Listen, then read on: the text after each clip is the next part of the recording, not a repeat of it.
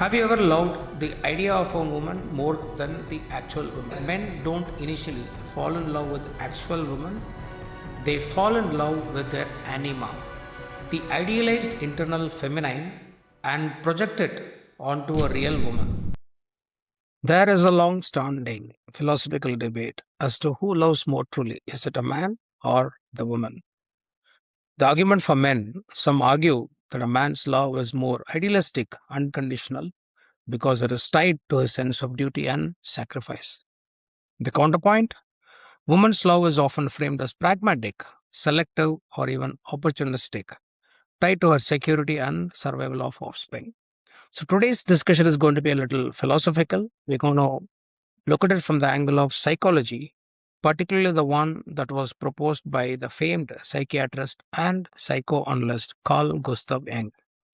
And for people who may not know Carl Gustav Jung, I'll also give you a few theories that he proposed: the collective unconscious in the archetypes, analytical psychology, terms like synchronicity, that is meaningful coincidences, events that appear in your life are related but are not casually linked, the shadow, that is the unconscious, the evil, the weaker, hidden, repressed aspects of yourself.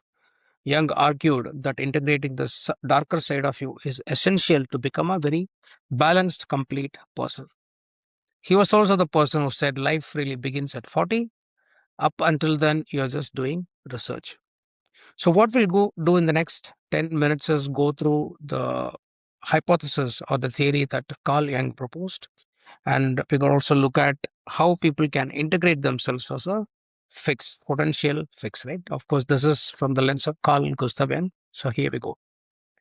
Have you ever loved the idea of a woman more than the actual woman, right? So, I know the subject is going to be a little heavy, so listen quite carefully.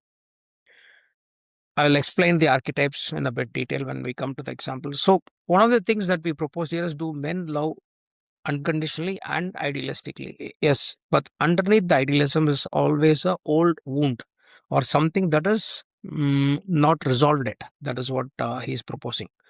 His theory is that men don't initially fall in love with actual women, they fall in love with their anima, the idealized internal feminine, and project it onto a real woman.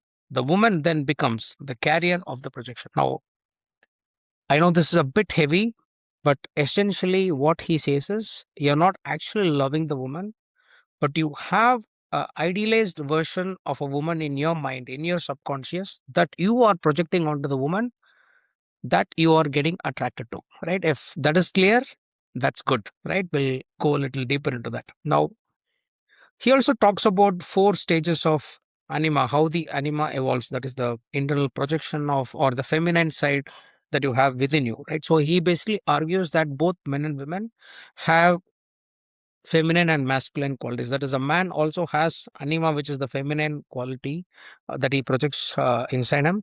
And similarly, women also have a slightly masculine form of projection within them. But since we are talking about men, we'll see how the anima evolves from Eve, right? He says that Eve is the pure biological mother, and then it progresses to something as Helen, the romantic and aesthetic version. And then from there, it moves to Mary, the spiritual and the virtuous one, to Sophia, the wisdom, right? So essentially, when we meet someone who matches this inner version or the image or the archetype that you've created, that's when you actually experience the instant click or falling in love at first sight. Effectively, you're falling in love with your inner ideal projected version onto the human being that you saw, right? Which means the love that you have could be real, but the object of love is the fuel within you, right? So you're actually drawn to what she represents to your unconscious. A quality of feminine energy your psyche is hungry for. She became the screen on which the projection landed. So I know it's a little heavy, but let's just take a pause and think again. Let's say you see, you see a lot of women in your life, but there are certain types of women that you're instantly attracted to. Have you questioned why? What Carl Jung says is there are only certain types that you project that she is the ideal woman because you've thought of them as the internalized idealized version of the anima, right? That is, you have something growing within you for a long time, hopefully right from your young age. We'll cover that. And then when you see certain archetypes or a woman that kind of fits into the narrative of the idealized version that you had, then you fall in love with her. But he says you're actually falling in love with the version that you created of herself in you, and not necessarily the person that she is. This is where the complication comes from, but I hope you understand this. Jung would argue that the anima is often shaped by the first powerful feminine presence in a man's life. Now, this is a very important point. He says that the anima is often shaped, influenced by the first powerful feminine presence in a man's life. So, I'll give an example in my own life when I come to the next section, part number 4. But um, somebody would have had a heavy influence on you as a child when you were growing up, and you're actually trying to find a very similar person of that feminine nature as your romantic partner, right? We'll also talk about the Madonna-Whore Complex in a little while, but I want you to understand this concept that you are actually falling in love with the projection or that you've created of the woman, and not necessarily the woman that you're actually seeing, right? That is the distinction I want you to understand. He also says that you are drawn to people who carry what we need to integrate in ourselves. The attraction is rarely random, it is psychically purposeful. So, which means if I, as a person, or you as a man, fall in love with certain types of people, it is purely intentional, it is not random.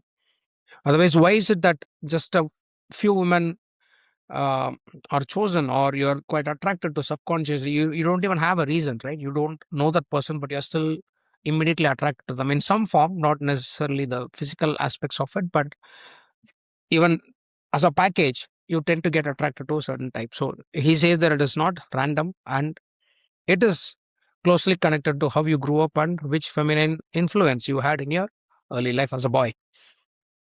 So, to just connect this theory to a couple of other concepts, there's a theory proposed by Harville Hendricks.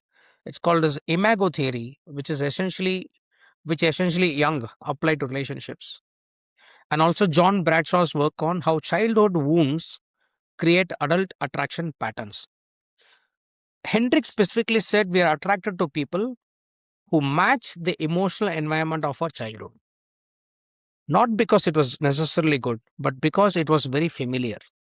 And because unconsciously we believe this person can finally give us what we didn't get in life. So you had your childhood, you had the feminine influence, not feminist, the feminine influence. And then when you saw the potential romantic partner, you found that to be very familiar, and you thought she's the one who's going to fill the gap that you had in your childhood when you grew up. Oh, I hope that makes it very clear so far. So let me give you an example of, let's say, projection of my own side, right? I grew up in Madurai, right, in 1980s. And for me, the earliest version of the feminine woman was my grandmother, right? That was the strongest influence I had, apart from, let's say, the Tamil movies or the women that I came across. Now, Young argues that the anima that takes shape took place when I was very young, below even 10 years of age, and it hasn't changed even today. And that is right, right? So there are a couple of women that I think embody the kind of women that I like and would like to, let's say, live with or even mate with, right? The one that I might fall in love deeply with. So, of course, my editor will bring those women on the screens, but one I can think of is Jayaprada in the movie Salangai Oli with Kamal Hassan. I'll bring up the exact screen in which you can see how admiringly and lovingly she looks at Kamal Hassan in this scene.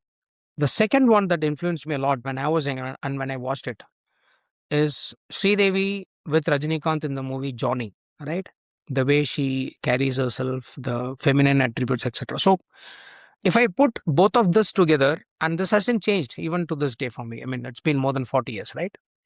The quality they embody in those films: soft, graceful, conservative, classically beautiful, devoted, and quite shy and vulnerable, right? So, while I can't really define these words as a young boy, what has happened is those are the specific traits that I subconsciously look for women that I want to fall in love with even today, irrespective of whether they have this quality or not. That's another point, right? Because I'm projecting that these are the qualities that I might like, and I look for subconsciously I look for those women, or the women that I am still getting attracted to probably have some of these traits that I have developed subconsciously right from when I was a young person. Of course, you when you look at the screen, it's quite likely that even you might fall in love with either Jayaprada or Sridevi, right? Anyway, the other thing that I figured here is it is not just a physical attraction, right? I mean, both the images have these women slightly turned towards the man or slightly turned away, having their face down, very present, attentive, and slightly vulnerable, right? There's a complete emotional world that is built around this particular scene, right? And that probably has influenced me quite a lot. Now, the feeling that these images carry to me, like sense of safety, devotion, grace, and being chosen by somebody luminous. Now, one of the things here that I have to notice, both of them are artists of some form. Sridevi is a singer in that movie, Johnny, and Jayaprada is a classical dancer in the movie. The kind of archetype I typically get attracted to, right? Apart from the feminine attributes that I mentioned a while back. Now, these feelings, right? This underneath these feelings of accumulated anima imagery, this is what I'm trying to recognize in people that I saw. So even if the actual person doesn't have any of these qualities, I struggle to move on from the image that I was carrying of herself, right?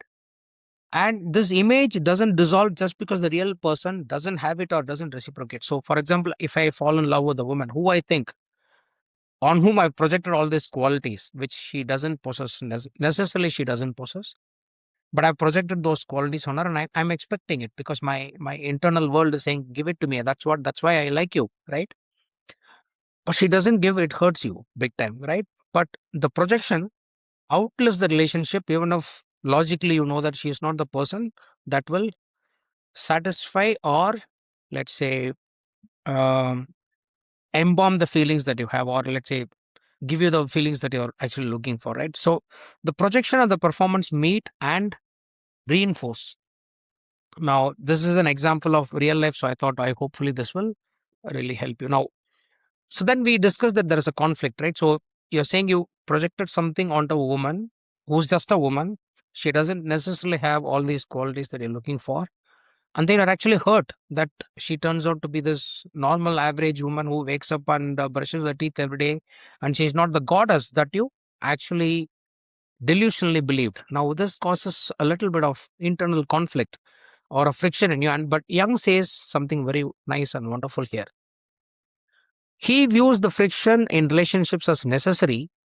In his own words, by meeting people who trigger us, we are forced to see our hidden wounds and grow towards wholeness, a process he calls as individuation. Now, it's a complicated word, but I'll tell it again. It's called individuation, right? Now, this he sees as the fix for the men who still are living in the anime world and the projection world, right? To actually start seeing the woman for who she is and ha- kind of change the idealized version of the romantic projection that you had on the woman. Now, that comes to the fourth section or the fifth section of this topic, where we're going to talk about, okay, now if this love actually has not been real in the real sense, but it is actually the projection of the love that you had, then how do you withdraw the projection, and then how do you start loving a person for real, right? Because that is exactly what you want, and that is also what the woman wants, because she cannot live up to the expectations that you've set. It's kind of close to impossible, irrespective of who you see, right? So what he says is the hallmark of a grown man's love is the ability to see where anima ends and the woman begins. I'll read it again. The hallmark of a grown man's love is the ability to see where anima ends and the woman begins. Now, it might be easy to just read it out, right? But in practical terms, it's very hard, because this is something that we have built it from a very young age. The idealized version of the goddess that you want as your partner or your romantic partner, And then you have to come to the realization that this partner that you have is actually not the one that you imagined or projected, right? So you have to end your anima and start seeing for what she is, which is very, very hard. Which is also why there's a lot of conflict and friction in relationships, right? What else? So basically, he says real love only begins when projection fails and the man chooses to stay anyway. Cool. The lesson from all of this is if your feelings about a woman are larger than life, you aren't seeing a person, you are seeing a myth. Real humans are never that perfect or that evil. When you feel the divine spark, tell yourself this intensity belongs to my inner world, not to this person. Right? Now, I also want to just bring upon a tangential topic, but very closely related to it, something called as the Madonna-Whore Complex, which is closely tied to this concept where it's a kind of a Jungian anima progression. If a man cannot integrate the different stages of his inner feminine, he splits them into two extremes to cope with the intensity of his own projection. So, what happens in Madonna-Whore Complex is very simple. He sees that woman as two different women, right? He cannot see us as one. So, the Madonna is the one who is pure, pious, the sacrificial one, the Mary type, where he cannot just think of her sexually. And a lot of men will actually relate to that. When we initially we may be attracted to a woman sexually, but the minute we begin to know her well or get attracted to her, we slaughter as a wifey material and a non-sexual material. The thought that she might even have um, let's say sexual thoughts towards you is not quite acceptable for us, right? We just want to view them as the pure one, which she is not, right? And then to satisfy this gap that we have from this, let's say this archetype, the Madonna archetype, we tend to look at, let's say, the prostitutes and the whorish women, where we satisfy our lust because we don't want to do that with the Madonna or the wifey material one that we have. So that's the Madonna-Whore complex, which a lot of men fall under. And even the exit out of that is due to the integration that you have to specifically practice. The same thing that applies in the other case. Now, quickly, we'll talk about some of the fixes. So there's only 2 to 3 things that he says that you have to practice. Let's go through that very quickly, and that will be the end of it. So number one, he says is talk with the inner projection. So we spoke about 2 things, right? One is we spoke about the projection. Then we also spoke about the shadow. We will talk about that a little bit. And then the third one is accepting her for who she is or starting to see for who she is. So number one, talking to the inner self projection. Young famously used a technique called active imagination. He suggested that instead of chasing a woman to fulfill a mood or your earning, a man should sit quietly and talk to that feeling. By personifying the anima internally, viewing it as a part of his own psyche, the man stops demanding that a real woman play that role. Okay? Now, essentially, the summary is this, right? You have to give her the freedom to be a human being and not the goddess version that you have projected. She isn't the sun, she is the moon. She's just reflecting the light that is already inside you. That is the message you have to understand. Once you realize that you are the sun, that is the projection, you stop being desperate for the shadow, right? Or desperate for her.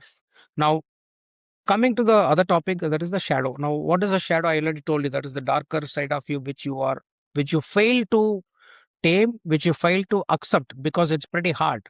That's the dirtier side of you, which you never want to reveal to anybody, right? But you have to come to terms with it to be a complete or a grown up man. That is what he says. Often we project onto others what we refuse to see in ourselves.